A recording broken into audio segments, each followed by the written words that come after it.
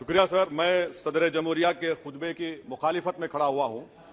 मैं बरसर इक़्तिदार जमात से जानना चाहूंगा, क्या यह सच नहीं है कि आप ही के आदाद शुमार 75वां NSS का डेटा यह कहता है कि 25% मुस्लिम बच्चे पैसों की गुर्बत की वजह से तालीम से ड्रॉप आउट हो जाते हैं? क्या यह सच नहीं है कि 7 साल से ऊपर जो बच्चों का खवानगी का तनासुब है तमाम मज़ाहिब में सबसे कम मुसलमानों का है? क्या यह सच नहीं है कि ग्रॉस अटेंडेंस रेशियो तमाम मज़ाहिब का सबसे कम मुसलमानों का है? क्या यह सच नहीं है कि सबसे कम एनरोलमेंट जो होता है वो मुसलमानों का है?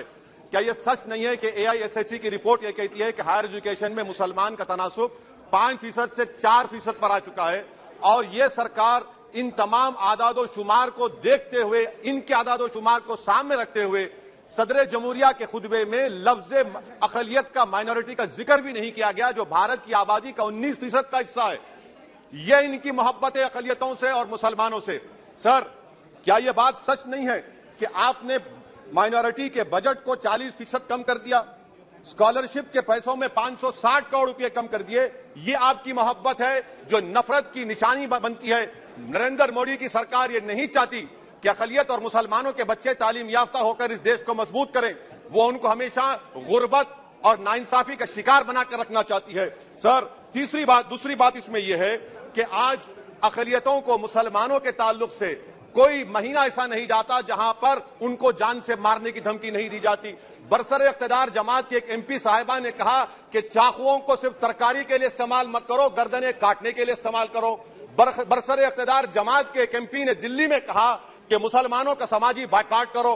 बरसर इक़्तिदार जमात ने गुलबर्गा के रेलवे स्टेशन को हरा रंग किया गया था, उसको यह कहकर तब्दील कर दिया कि मुसलमानों का रंग है। सर, मैं पूछना चाहता हूं, क्या नरेंद्र मोदी की सरकार तिरंगे के हरे रंग को निकाल देंगी? क्या हरा रंग मुसलमानों का है? क्या नरेंद्र मोदी की सरकार खरबूजे पर पाबंदी आयद कर देगी और देश की जनता से कहेगी कि नागपुर में आपके हेड ऑफिस में उगा हुआ सिर्फ संतरा खाया जाएगा? सर, नारी शक्ति की आप बात करते हैं तो बिल्किस बानो अगर मुसलमान नहीं होती तो बिल्किस बानो को इंसाफ मिल जाता। 20 साल से बिल्किस बानो लड़ रही है, मगर उसका नाम बिल्किस बानो है। आप इंसाफ नहीं करना चाहते बिल्किस बानो से। यह नारी शक्ति आपकी है। पसमानदा मुसलमान से आपकी मोहब्बत, दीजिए 1950 के प्रेसिडेंट ऑर्डर तरमीम करिए, दलित मुस्लिम का स्टेटस पसमानदा को दीजिए। आप नहीं देना चाहते। क्या मजहबी आजादी का उनको हक हासिल नहीं है? स्पीकर साहब, मैं मुसलमान हूं, मेरे बगैर ये मुल्क नामुकम्मिल है। मैं इस मुल्क का यरगमाल नहीं हूं, मैं इस मुल्क का कैदी नहीं हूं। मैं पूरे सिटीजनशिप की राइट को चाहता हूं और अभी चाहता हूं। कब आप बिहार के सुरजापुरी और कोल्हैया बादरी को कौमी OBC स्टेटस देंगे? स्पीकर साहब, दूसरी अहम बात मैं कहना चाह रहा हूं, चीन का जिक्र आपने किया। क्या प्रधानमंत्री अपनी जबान को जुम्बिश देंगे और चीन का नाम लेंगे? क्या आप चीन को डेमचौक और डेमसांग से उखाड़ कर फेंकेंगे? DGP कॉन्फ्रेंस में चेयरमैन साहब कहा गया कि 65 पेट्रोलिंग पॉइंट में से 26 पेट्रोलिंग पॉइंट पर भारत की फौज पेट्रोलिंग नहीं कर सकती है। चीन से आप डरते हैं। अरे, डिसएंगेजमेंट हुआ तो डीएस्केलेशन कब होगा, डी इंडक्शन कब होगा? चीन से आप डरते हैं। 3 साल से चेयरमैन साहब 50,000 भारत की फौज हजारों फीट चोटियों पर बर्फ में खड़ी हुई है। देश के प्रधानमंत्री को क्या भारत की आवाम पर भरोसा नहीं है? भारत की फौज पर भरोसा नहीं है? अरे, चीन का नाम लीजिए वजीर आजम, डरिए मत चीन से। तीसरी पॉइंट सर, हमारे कानून के मंत्री चले गए पैराग्राफ 79 और 82 में बेसिक स्ट्रक्चर पर, आईनी ओहदों पर बैठे हुए लोग बेसिक स्ट्रक्चर पर तनकीद करते हैं, लॉ मिनिस्टर कॉलेजियम पर तनकीद करते हैं। इस ऐवान में जब NJSE का बिल आया, मैं वाहिद MP था, अब याद होगा आपको, जो मैंने कहा था कि भारत के संविधान के खिलाफ होगा बेसिक स्ट्रक्चर के।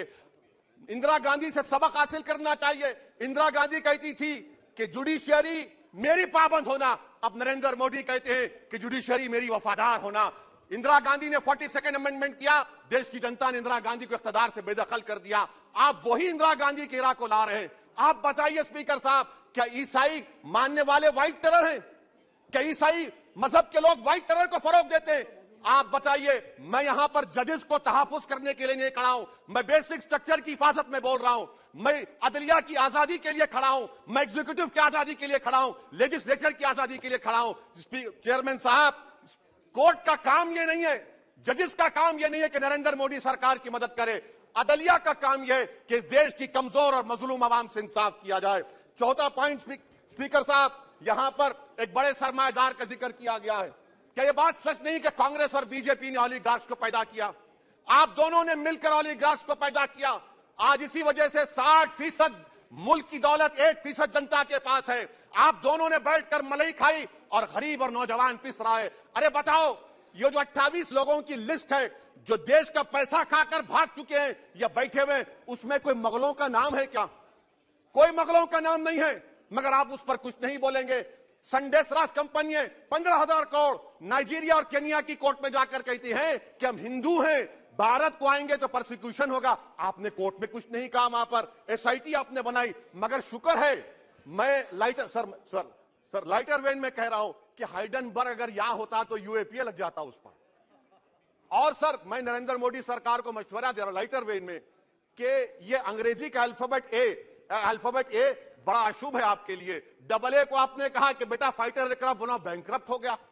अब कैपिटल ए को आपने 17 इंडस्ट्री दे दिए, हम पूरे विश्व में मार्केट कैप हमारा 5वें नंबर पर आ गया। सर देश के प्रधानमंत्री से बताना चाह रहा हूं कि वजीर दाखिला का नाम भी ए से शुरू होता है। मैं खत्म कर रहा हूं। मैं स्पीकर चेयरमैन साहब, मैं सरकार से पूछना चाह रहा हूं कि क्या जनवरी 2024 और फरवरी में क्या यह सरकार थर्मो न्यूक्लियर ब्लास्ट करने जा रही है? क्या आपने हमारे अतराफ में देख लिया कि उसके वाकई व नतायज क्या निकलने वाले हैं? चेयरमैन साहब, मैं आपको बता रहा हूं कि चीन के बारे में क्या हमको बीबीसी की रिपोर्टिंग की जरूरत पड़ेगी, जिस तरह 2002 गुजरात के बारे में कहा गया। स्पीकर साहब, अकलियतों के बारे में, मुसलमानों के बारे में एक शायर ने कहा था, आग से आग बुझाने को कहा जाता है, जख्म पे जख्म खाने को कहा जाता है, हम वफादार है बताने के लिए, हमको अपना सर कटाने के लिए कहा जाता है। सर, देश के प्रधानमंत्री पूरे फॉरेन टूर में जाते हैं, वहां पर गांधी का नाम लेते हैं। मुझे अप्रीहेंशन खदशा इस बात का है कि इस देश में 2 बाबा कौम हो जाएंगे, एक सावरकर होगा और एक सौतेला बाबा कौम। कहीं आप महात्मा गांधी को नापतमान बना दे तो सर मैं खत्म कर रहा हूं सर। इसीलिए मैं आपके जरिए से हुकूमत से मुतालिबा करता हूं कि प्लेसेस ऑफ वर्शिप एक्ट को डिस्टर्ब ना किया जाए, मुसलमानों का अक़लियतों का बजट बढ़ाया जाए, बिल्किस बानो से इंसाफ करिए, चीन से मत डरिए प्रधानमंत्री, चीन को काट मत फेंकिए। शुक्रिया सर।